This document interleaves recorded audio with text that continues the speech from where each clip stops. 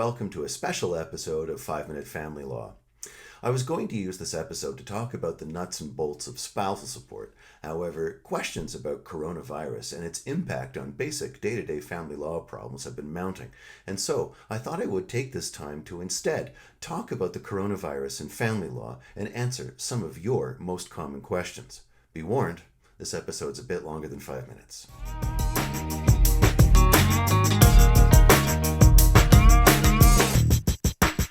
First, let's talk about what's going on with the courts. The courts of British Columbia, even in normal circumstances, are extraordinarily busy places.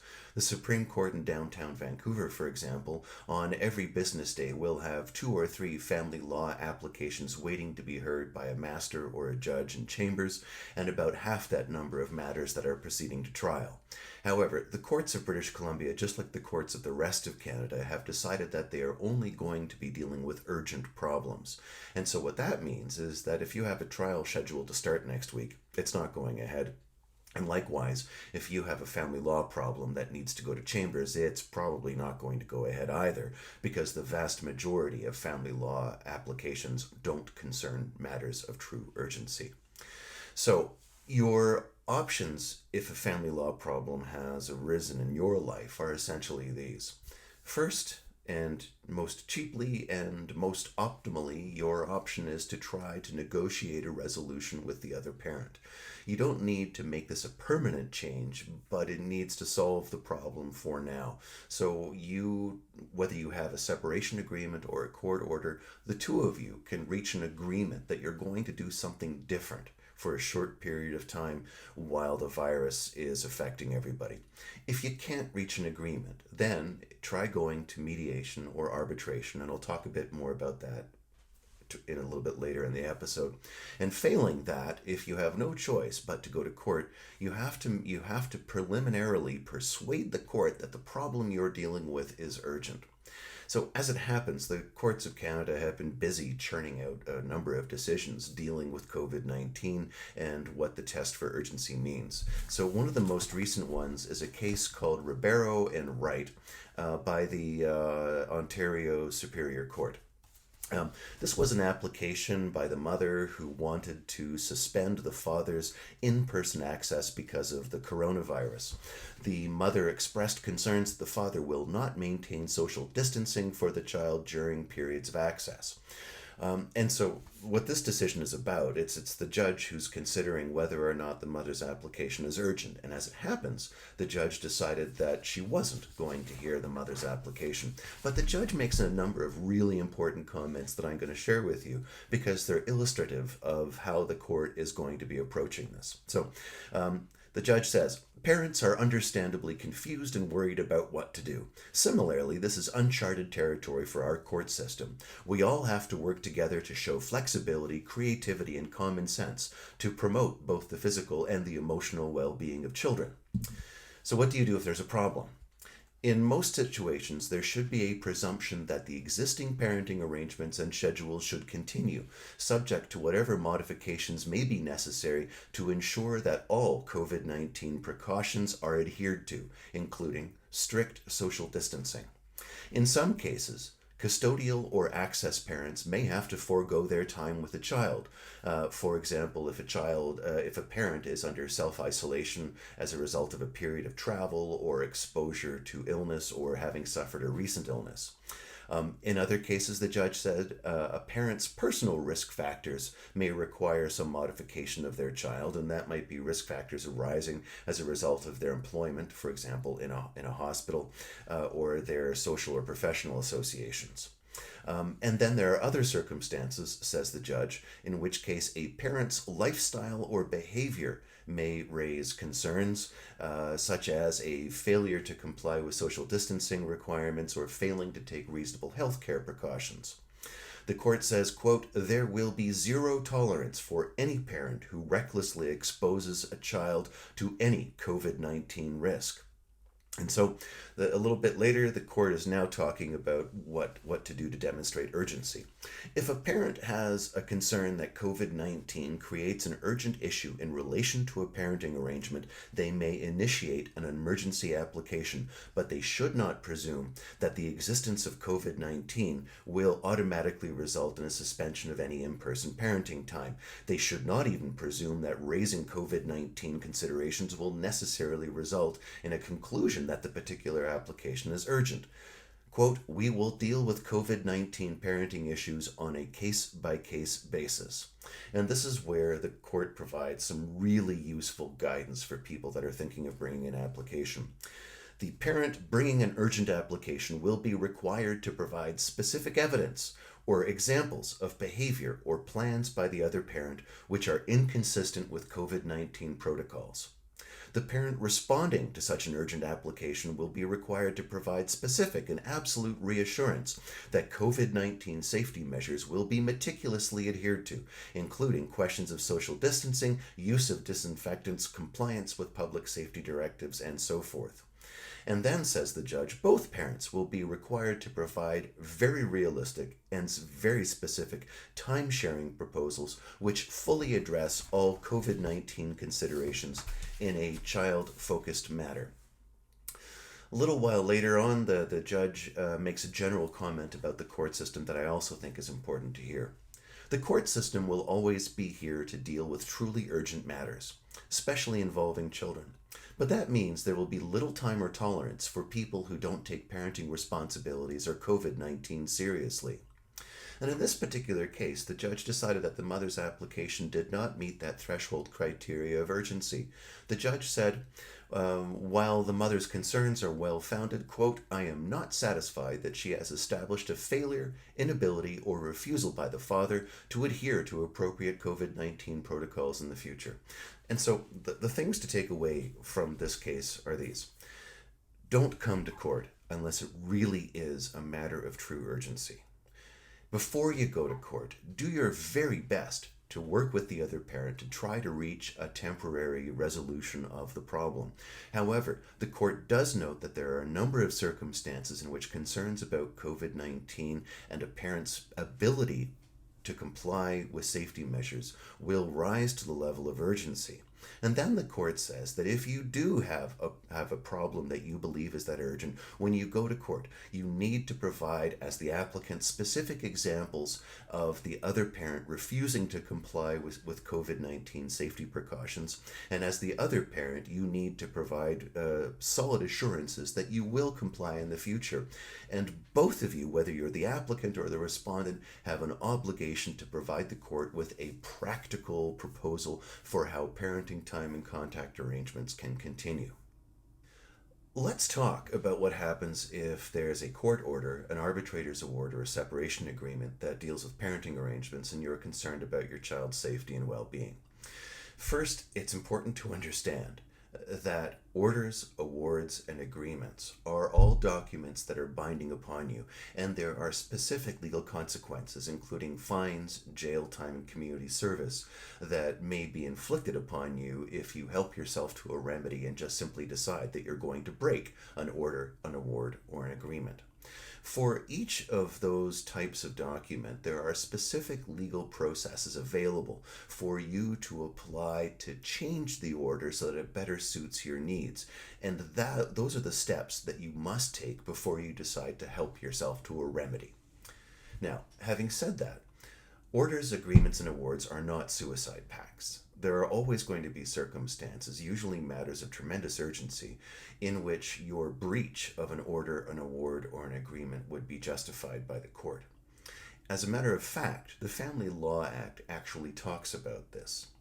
Section 61 of the Family Law Act is the section that allows somebody who has been denied parenting time or contact to apply to court for a remedy. And what's important there is that all of those remedies are contingent upon the parent proving that they have been, quote, wrongfully denied parenting time or contact. And that's important because the denial has to be wrongful.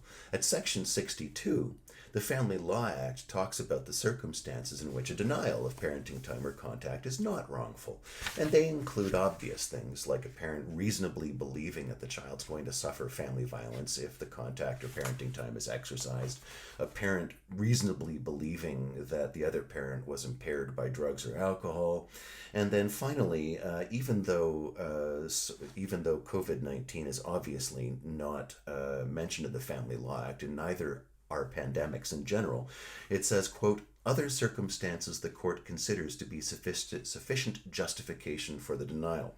So what this all boils down to is that no, you mustn't just simply breach orders, awards, and agreements because you're concerned about your child's well-being.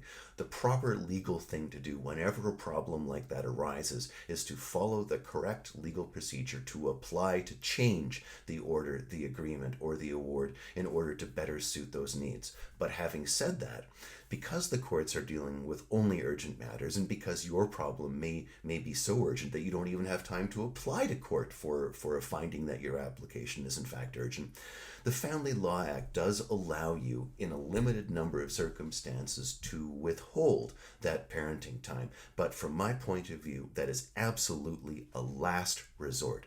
Instead, the moment a problem comes up, rather than filling out an application to court, your first step should be to pick up the phone or send an email and talk to the other parent about ways that your concerns can be addressed.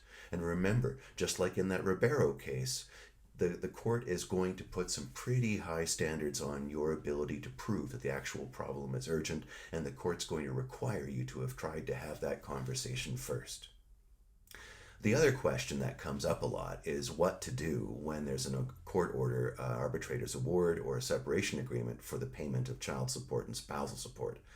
The COVID-19 pandemic has had a devastating effect on Canada's economy, and employers across the country are shutting down, just like the courts are. And what that means from the perspective of a payor is that your hours may have been reduced, you may have been furloughed, you may have been laid off, you may have been fired outright as your employer shuts down. And obviously that's going to have an impact on your ability to pay child support and spousal support.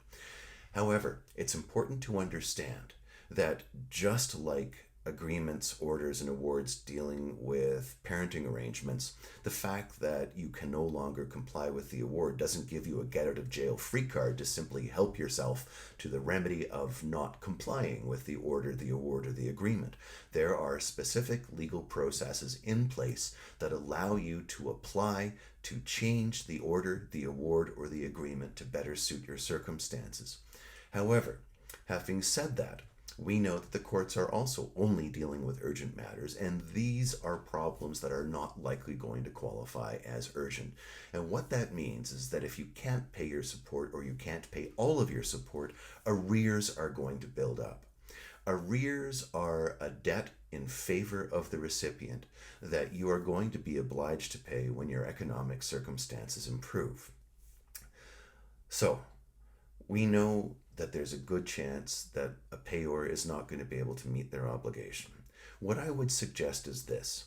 The moment a payor becomes aware of a change in their employment circumstances, they should let the other parent know right away and send the other parent copies of any documents that you might have that explain or support the change in your financial circumstances. That might be a letter to you from your employer. It might be an office-wide memorandum. It may be a printout from your employer's website. Anything like that that helps to explain the circumstances. It would also be good if you could talk to the other side and see whether it's possible to negotiate a reduction for the time being of your support obligation, or to come up with some other way that you can satisfy some or all of your support obligation. It's important to understand that despite the fact of the virus, and despite the fact that so many payors' economic circumstances are changing, British Columbia's Family Maintenance Enforcement Program is not backing off its enforcement. It's changing and watering down some of its enforcement techniques, but it is still there. It is still enforcing debt. It is still calculating arrears, and it is still going to calculate interest owing on those arrears. Finally, let's talk about what to do when you have a family law problem that you would normally take to court, but isn't so urgent that you're actually going to get in front of a judge. Well, you basically have three options. You can negotiate with the other side, you can go to mediation, or you can hire an arbitrator. As far as negotiation is concerned, both of you have an interest in resolving this problem and doing so with the minimum of fuss, bother, and expense.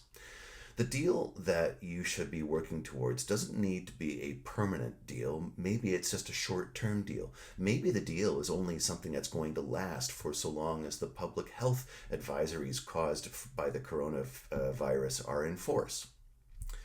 If that doesn't work, go see a mediator. A mediator is a neutral third party whose job is to help the two of you talk to each other to identify areas of common interest and identify options for settlement. If successful, the mediator will write down notes summarizing the deal that you've done, or if you have a lawyer, the lawyer may draft a separation agreement or an amending agreement or a consent order, which is an order that you both agree the court should make and usually doesn't require an appearance in front of a judge. If that doesn't work, you can also try arbitration. While mediators don't have the power to impose a resolution to the disputes they deal with, arbitrators do. They're like hiring a private judge, and the arbitrator will make a decision resolving your dispute after hearing your evidence and your arguments, and the result is an award that is just as enforceable as a court order is. You're probably wondering about how it is that you use mediation and arbitration in the age of COVID-19 when we're all supposed to be observing certain principles, including social distancing. The good news is that there are lawyers throughout British Columbia, including myself, who provide mediation and arbitration services remotely, using video conferencing services including Zoom, Skype, and FaceTime to conduct mediation meetings and arbitration hearings from a distance. I use Zoom myself, which means that I can have all of the lawyers on different video feeds from their different offices, as well as all of the parties on different video feeds from their from their respective homes. Zoom is intuitive and easy to use, and all you basically have to have is reasonable access to the internet and a laptop or a phone or a desktop computer that happens to have a built-in camera and microphone. So there are ways of dealing with this, and it's important to understand that even though your ability to access the courts has been grossly curtailed as a result of the virus and the health cautions that the courts are taking, there are options and affordable, fast ways of resolving family law disputes.